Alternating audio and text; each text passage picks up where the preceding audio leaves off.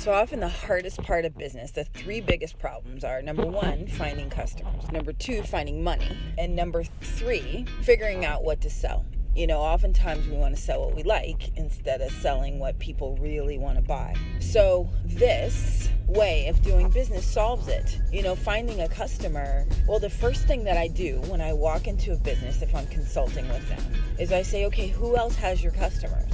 Who do you know in your business that also sells to your existing customers?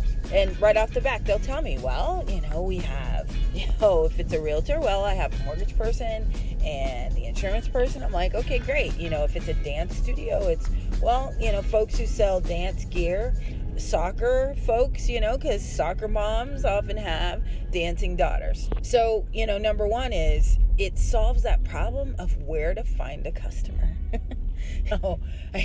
How many people would like more customers? Raise your hand. Absolutely.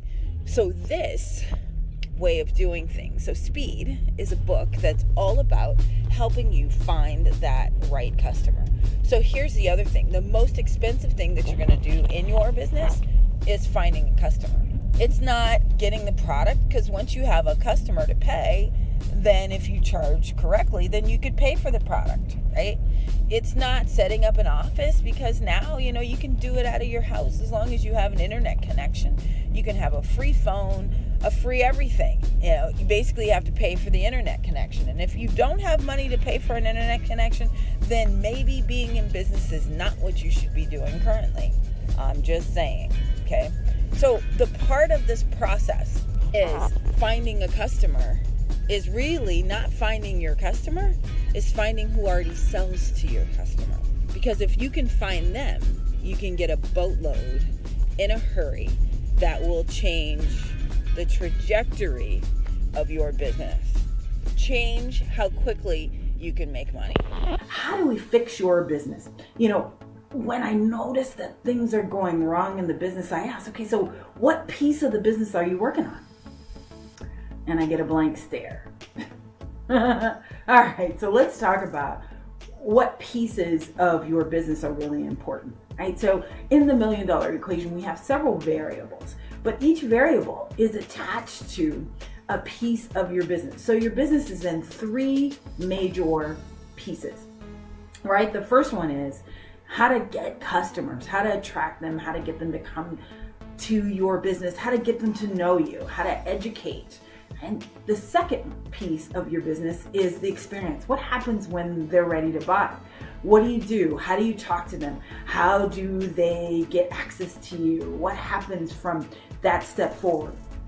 And then the last piece is the nurture. What happens after they buy from you? That's the most critical piece, because that gets them to buy from you again. So remember, we talk about the three ways to grow a business, right? Get new customers, get your existing customers to come back more often, and get your existing customers to spend more money while they're with you. Well, the last two, other than getting a new customer, starts with the experience, right? The second section. And then the third section, which is your nurture. What happens after they're gone? What happens when they come back? So here's your assignment today, is I want you to decide on which segment you're going to work on your business. And then once you decide, then start with there. So I'd love for you to start with after they buy, because if other than a brand new customer, that's where you really need to start. That's going to be your fastest way to money, is if you start after a customer buys from you, and then start talking to them about what they should do next. Remember the 3 R's: reactivation, retention, and referral? Those should all come after the customer or patient buys from you. Part of this is that you need to have a budget. So this should be a day in the Speed Challenge, is you need to have a budget of what you are going to invest in your business every single month. Even if it's $20, you need to know what that number is. So let's talk about that, though, if it is a very low number like $20, okay? It's hard to build $1 million business with $20. It's hard to build $1 million business spending $100 a month. Are there free things that you can do? Absolutely. But here's what I want you to consider. It's not a free podcast, right? It's not those things that are going to be your investment. It's number one, having proper tools so that your business can run automatically without you. Number two, it's in the speed and building your business. Your potential partners want to see that you are investing in your business. You see, if your potential partner who has your ideal customer is investing in her business, then she wants to see that you're investing in yours, especially when you offer to partner together, right? She's going to look at you and say, okay, well, look, is this just a gift? Am I just helping you build your business? Well, if that's the case, then you need to pay for it. You need to pay for the coaching. You need to pay for, or you need to invest in my business. And then, yes, I will give it to you, right?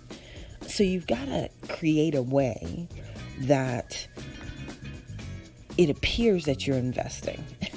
So that's why I said, come up with a standard number that this is the amount that you spend every single month, even if you're spending it on ads. So for example, if you want to invest, or let's say you're doing a podcast and you want to interview somebody who's really nice or who's got a really big list, right? And you say, okay, I'd love to interview you. And I say, well, what's in it for me? If you can tell them that, here's what we'll do, is that I will make sure that this interview gets seen by 50,000 people. I say, oh, okay. Well, yeah, absolutely. So how do you do that? How do you guarantee it? Well, let's do Facebook ads, right? With just the interview, and we make sure that it gets seen by 50,000 people. Well, when you do that, it requires an investment. So that's what I'm saying. You need to know exactly how much this is going to be, and you need to have that every month. So one of the things that we're doing tomorrow is we're going to check your traps. That's what I call it. We're going to check, what you have available.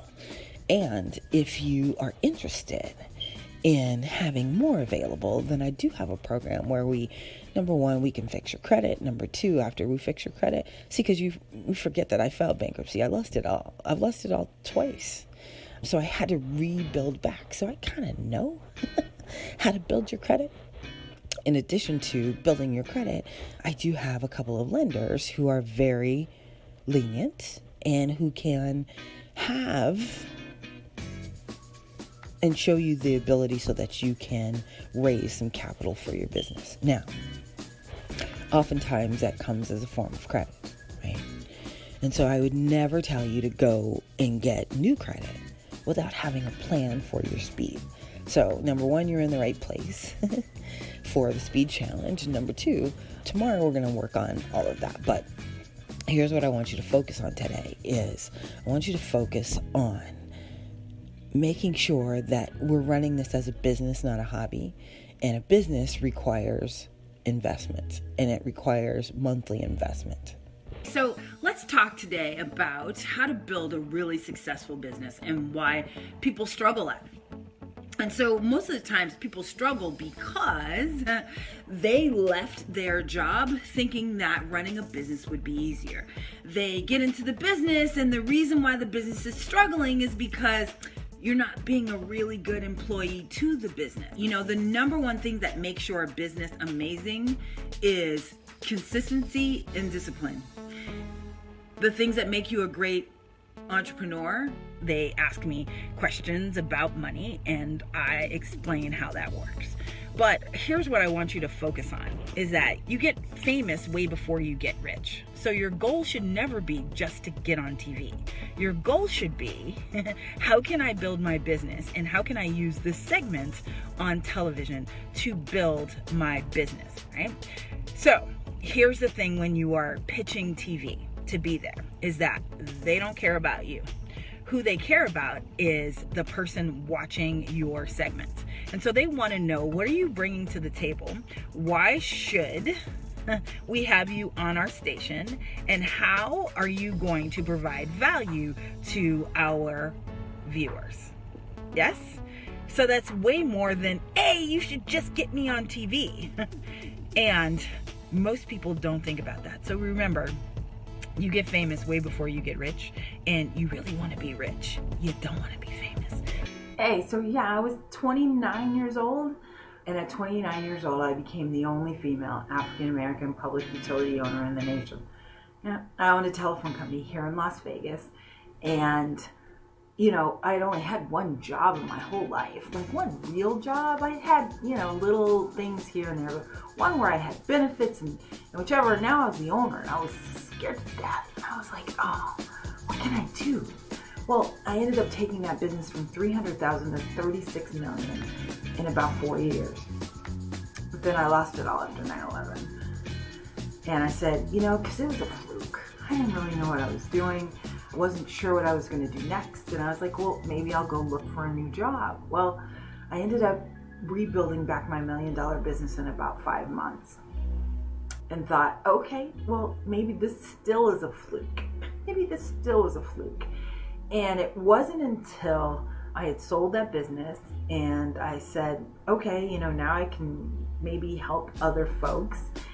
And my first client was an OBGYN. And I go, are you kidding me? How in the world am I supposed to sell a pap smear?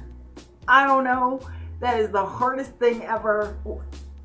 It was just really, really tough. And I said, well, I'm not really sure, until he wrote me a big check. And I said, well, okay, let me try. And I wrote down like step by step of the things that he needed to do. And we took his business from $384,000 to $1.2 million in 9 months. And at that point, it was at that point that I knew how to build businesses. And from there, I started writing the $1 million equation, and the rest is history. Now I've helped over 15,000 entrepreneurs build their own $1 million businesses, or on the way to building their $1 million businesses. And I knew that I needed to share that with folks. And so that's what I get to do now. So when you understand that building a business there's only 3 ways. Only 3 ways to build a business. So the first one is to go get new customers, new patients, new clients, whatever you want to call them, right? Go get new every time. So that's where a lot of entrepreneurs stay. They're constantly replacing. They get a customer, they fulfill it, they sell it, they close it, they service it, and then they go get another one. Well, part of building $1 million business comes from understanding that you have to have systems in place. Systems to make it easier to grow. So let's keep going. So the first way is to go get a brand new customer. The second way is to get your existing customer to come back again and buy something else. Yeah. And the third way is to get your existing customer to spend more while they're with you. So you ever think of, you're in the grocery store and you're walking down and they've got the gum and the mints and they've got the magazines, all of those things. Well, that's the reason, because they want to increase your transaction size. So they know that there's only 3 ways to grow, right? You're already in the store. Let me have her buy more stuff while they're there. So your assignment right now is to go look at your business, go look at it and figure out, okay, what are you doing to make sure that you're getting your existing customer to come back and that you're getting them to spend more with each transaction, right? Additional product, additional service, add warranties. You ever go buy a car and they give you the extra warranty? That's because they understand this principle. There's only 3 ways to grow. So hey, it's Richelle Shaw again from the $1 Million Equation. Have a good one.